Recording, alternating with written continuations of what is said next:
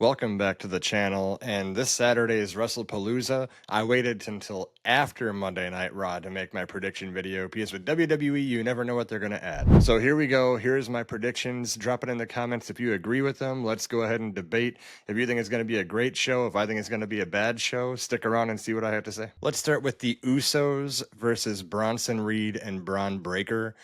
They've added a whole new layer into this with the Jey Uso being kind of a Roman Reigns type figure and Jey Uso kind of beefing with him. It's kind of weird that you bring them together for this reunion to immediately put tension between them, especially when Braun Breaker and Bronson Reed should be the bigger team that should beat them. It's weird that they added this tension piece to it this soon. It's going to make the match more intriguing. We don't know what's going to happen. Is LA Knight going to make his presence known and cost them the match? Does Jimmy Uso side with Jey Uso that they should just forget about everyone? Are they going to be a heel? A lot of questions to be answered. We'll find out. But going off predictions, realistically, the Usos should be in a chase mode right now to get that win from them. If you're going to have the Vision look any kind of dominant moving forward, and right now we don't even know. They're together. They're with Seth Rollins, but they're focused on different things. They need a win. They need to become a dominant tag team, especially if they have them go for the tag team championships later on. You have to have Bronson Reed and Braun Breaker win here. The Usos can take the loss with an LA Knight interference or dissension between Jay and Jimmy because of the new layer that's been added, but at the end of the day, Braun and Braun need to win this match. The Women's World Heavyweight Championship, Stephanie Vaquier versus Io Sky. This will be the match of the night. I don't have to wait and find out. It will be the match of the night. They are putting on banger matches every time they've been together. We still haven't had a decisive winner. And I'm going to predict we're not going to have a decisive winner on this one either. Stephanie Vaquier is going to come out on top, but it's because Io Sky has got her own issues right now with Asuka, Kairi Sane, Rhea Ripley's kind of woven into there a little bit. I think that Asuka's going to cost Io the match. Pretty much, you don't need our help, then we got a problem with you, something like that. I wouldn't say come out to interfere and cost Io the match, like attack Io. I just think they're going to make their presence known, and it's going to distract Io, and it's going to cost her the match, and Stephanie wins. We will see how it plays out, but moving forward, Io Sky has this program with Asuka ready, built, ready to go, even with Rhea in there to have tag team matches, so realistically, Stephanie should win this match. I don't see where Io Sky would go as a champion. The last time she was a champion, she was locked in a closet, and no one ever saw her until she had to lose the title. And then after she lost the title, now she's got 4 storylines going on. So realistically, Stephanie Vaquer is going to win this match. She will be the new Women's World Heavyweight Champion, and I'm all for it. I'm all for her talented matches she's going to have, a lot of fresh feuds. I'm all for it. John Cena versus Brock Lesnar. This is interesting because Brock Lesnar's that one hump that John Cena hasn't been able to get over, especially since the SummerSlam match. I think that's actually the last time they met in a match. But this is John Cena's farewell tour. It's all about him overcoming the past, overcoming obstacles. It's like a flashback to the past, facing CM Punk and Randy Orton, and he faced Cody Rhodes a couple times.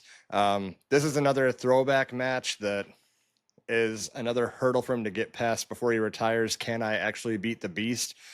He should win this match. But when he does beat Brock Lesnar, it needs to be decisive, and the next person needs to come out that's going to challenge John Cena. Reason being, he doesn't have any appearances until the Perth pay-per-view. So without any build time, they have to build it on this show for the next show, because they burned through his dates. Actually, the previous Raw date in Massachusetts, he didn't even have to be there because he just was talking, so they could have used that for the next feud. But either way, I'm just nitpicking. Brock Lesnar will lose the match.